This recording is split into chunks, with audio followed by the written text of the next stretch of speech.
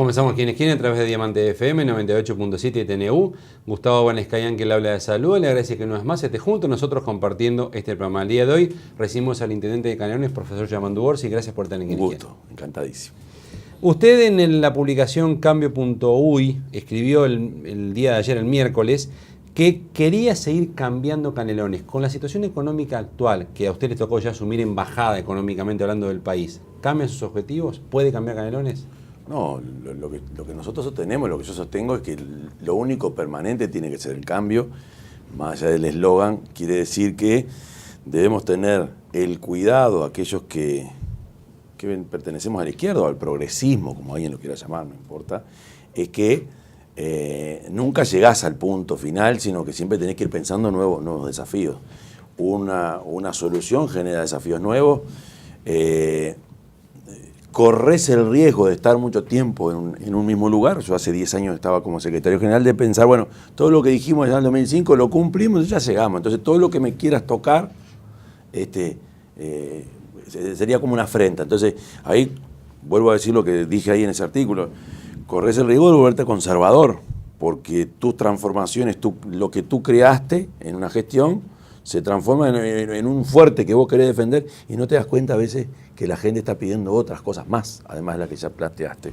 O que aquello que estabas planteando llegaste a un punto determinado. Por ejemplo, el tema de la vialidad es un punto de siempre seguir trabajando, ¿no? Entonces, invertí 100 millones, otros 200 y así, y ¿sabés qué? Es tanto el desafío que tenés que tener un equipo para empezar, pero tenés que tener la lucidez y la oreja bien abierta como para ver que la gente sigue necesitando otras cosas, o las mismas, pero profundizarlas, y la agenda se tiene que estar actualizando permanentemente. ¿La situación económica complica esos objetivos? Hoy no, digo hoy no, porque lo digo con esa contundencia, o que puede parecer contundente, porque el resultado de la recaudación en los primeros meses del año, que son los meses donde se define mucha cosa, habla de un nivel esperable o el esperado. Entonces, evidentemente hay que tener otros cuidados, evidentemente hay señales, por ejemplo, en lo que tiene que ver con la inversión de los empresarios que quieren invertir en el departamento. Si antes te atendías en un mes 6, 7, ahora vienen 2 o 3 y con los temores lógicos, ¿no? Entonces, también tenemos señales que de repente no teníamos hace unos años, como empresas que están pensando en cerrar sus puertas o que están viendo cómo hacer para seguir o disminuir la plantilla de trabajadores. Esas son señales que recibimos, que nos afectan evidentemente. Antes no estaba pasando eso. No. Empezó este año. Empezó hace sí, pero en realidad es más temor que otra cosa por lo que veo, porque se termina solucionando en el Ministerio de Trabajo o porque se le encontró la vuelta a un nuevo contrato con otras empresas. Mientras eso pasa, también debo admitir que siguen apareciendo propuestas de inversión. O sea, eso no es que se haya frenado, no es que no exista. Capaz que a un ritmo menor, sin duda, eso se ve. Leyendo esta realidad del expresidente Mujica, habla de ser un poco más arriesgado, no porque haya situación económica difícil, él dice hay que tirarse para atrás, por el contrario hay que arriesgar. Pero por otro lado, esta semana, luego del Consejo de Ministros, el ministro de Economía, Danilo Astori, dijo que hay que ser prudentes. ¿Cuál es el mensaje? ¿Arriesgarse o prudencia? Y para mí no son contrapuestos. Yo creo que esta responsabilidad que uno tiene, o que tenemos cuando estamos a nivel de gobierno ejecutivo fundamentalmente, yo creo que la audacia tiene que ser un plus, tiene que ser algo, porque en momentos más complicados es cuando la audacia tiene que aparecer. O sea, usted no frenaría cosas. Algunas sí, otras no, pero lo otro es que evidentemente en momentos donde hay algún nubarrón, la prudencia aparece con otra fuerza. Yo creo que incluso, estoy convencido, no es que crea, en momentos de bonanza, la prudencia también tiene que ser fundamental. Entonces está bueno moverse con esa. Yo dije en el discurso de Asunción, creo que fue ahí o en campaña, combinar audacia y prudencia es una de las virtudes mayores cuando uno tiene estas responsabilidades. ¿Es audaz o es prudente frenar una inversión como Antel Arena, por ejemplo? Frenarlo, yo creo que el resultado está a la vista. Creo que hubo ahí las dos cosas, aparecieron las dos cosas. Hubo una señal de prudencia. Bueno, cuando pasa a raya, ¿qué dice? ¿Estuvo bien o estuvo mal ese tipo de cosas? Hoy, como está la cosa, estuvo bien, porque se retomó, se estudió y Yo creo que hubiese sido un error y un exceso de prudencia el haberlo frenado del todo. No solo porque creo que está bueno que eso pase porque se está precisando un lugar como ese, se está precisando un emprendimiento como eso, estoy convencido, sino que además la señal que se da no es muy alentadora. Creo que se cumplió con lo que se dijo. Hasta el propio Pepe en su momento lo llegó a manifestar. Bueno, vamos a estudiarlo bien. Se estudia, se analiza y se vuelve a concretar con los problemas que te acarrea el frenar una cosa y volver a arrancar. Pero creo que nos hizo bien. Si uno lo mira en perspectiva, también nos hizo bien para que nos diéramos cuenta de las claves con las que tendríamos que estar. Empezamos a mirar esta nueva realidad. Pero el mensaje que se le dio a la ciudadanía no adelantó de alguna manera una retracción económica, decirle no gastamos, no avanzamos, paramos obras. La gente no decodificó como que por las dudas no hago nada y se adelantó. Yo creo que esa fue la primera señal que apareció. Después cuando se retoma y desde las más altas esferas se dice, bueno, vamos a arrancar de vuelta, creo que todos como que suspiramos diciendo, bueno, es cierto, el mundo está distinto, la región está distinta. Pero no era para tanto. Pero tenemos espalda como para bancar proyectos que son emblemáticos. Es lo mismo que la prospección de petróleo, creo que el tema de la regasificadora va por el mismo carril. No está mal a veces mostrarnos y mostrarle al mundo que tenemos audacia, pero también sabemos lo que hacemos y sabemos cuando estamos caminando en terreno fangoso. Yo creo te digo más, a nivel de gobierno y la composición del gobierno, en el primer gobierno de Tabaré, en el gobierno de Pepe y en este mismo, está la presencia de estos dos componentes que para mí son fundamentales, que es el ser audaz, como te decía, el ser arriesgado y a su vez aquellos que te dicen ojo con esto. Entonces esa combinación en el periodo anterior era más claro por lo que se decía de los dos equipos económicos, uno más audaz, otro más prudente. En este no hay esos dos equipos económicos. No, lo que pasa es claro, si lo reduzco y lo simplifico aquello de si hubo dos equipos o no hubo dos equipos, está bien, pero creo que el propio presidente actual, Tabaré, es un compañero que maneja las dos cosas muy bien. Creo que combina, con estas señales básicamente, él combina esos dos aspectos que me parece que tiene que tener un gobernante, más para estos tiempos que corren. Lo llevo a temas departamentales propiamente.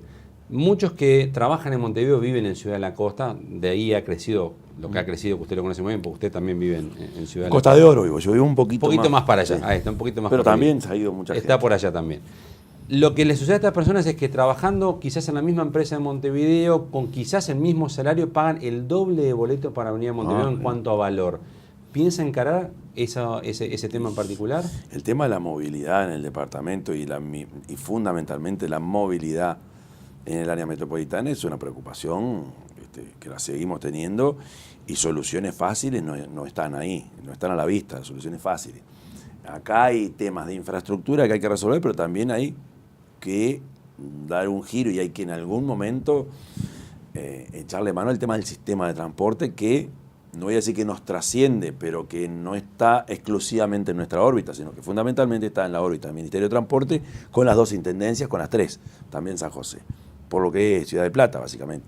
Entonces, no soy consciente que no se ha avanzado mucho en eso.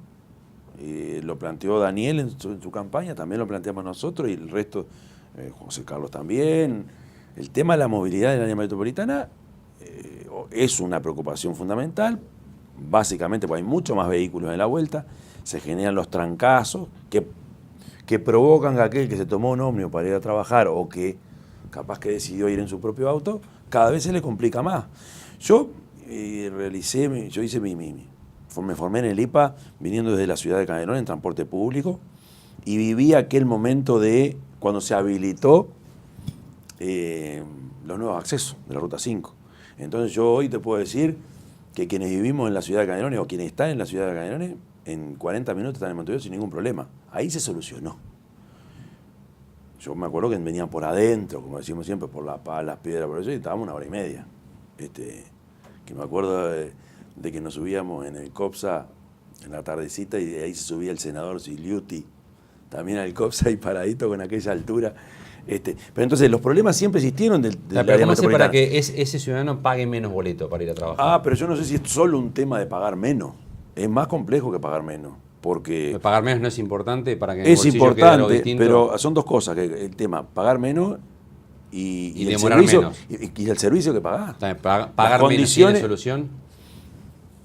Sí, a ver, acá lo que se plantea muchas veces es cuánto más estamos dispuestos a subsidiar. La Intendencia de Canelones no subsidia como subsidia Montevideo, sería impensable, pero la gente no se queja solo por el valor del boleto, sino por las condiciones en las que viaja. O las cuestiones que están vinculadas a esas, por ejemplo, la ausencia de garitas en San Atasio. Se mojan todo para tomar. O sea, desde el momento que salís de tu casa hasta que llegás a tu trabajo y que volvés a tu casa, todo eso es un paquete donde... ¿Y eso tampoco es de la Intendencia? No, sí, eso sí. Por eso digo, hay algunos que son exclusivamente nuestros, otros que son Pero combinados. tampoco tiene fondos para hacerlo. No, las garitas el tema garita se va a solucionar. Pero puse un ejemplo muy simple Sí. que no tiene que ver con el ómnibus, pero tampoco es un tema nuestro. Entonces digo, la movilidad hay que entenderla, o hay que afrontarla o encararla por el lado de el valor, es cierto, de los costos, del servicio que se brinda, de los servicios vinculados al mismo, digo, del tema de las garitas, por ejemplo, el control de la frecuencia, la existencia de líneas que hasta el momento pueden ser inexistentes. Por ejemplo, el problema fundamental en Canelones, desde el punto de vista conceptual, es la imposibilidad de irte de un lugar a otro en transporte público dentro del departamento. Con el valor que hoy en día con temas económicos importa Es bastante, carísimo el ¿le boleto. pediría ayuda al gobierno nacional a usted? ¿O un fideicomiso o algún instrumento parecido? Estamos manejando alguna posibilidad de esa, sabiendo las limitantes que existen. ¿El instrumento que están manejando cuál es concretamente? ¿Un Y subsidio? estamos trabajando sobre algunos conceptos vinculados a fideicomisos. Pero ¿Y eso en cuánto somos bajaría el boleto? No sé, no. Pero un no, porcentaje nos animamos, importante, pequeño. No, ahí sería... Ahí No sí lo iguala a Montevideo. sería demasiado... No, Ni cerca. impensable. Pero esto es sin yo tener una tabla y sin mucho estudio científico. Es tanto lo que se avanzó en Montevideo en tema valor que nosotros llegamos en el 2005 y cuando vimos esa realidad, digo, imposible. Sí se avanzó en algunas cosas, por ejemplo, que el valor no disparara tanto cuando cruzaba el puente. Yo me acuerdo la realidad que teníamos antes. Hemos, por ejemplo... Claro, pero usted aspiraría a que se baje en qué porcentaje, como aspiración, el boleto. Y cuanto más diga, mejor para mí, ¿no? Pero no sería honesto.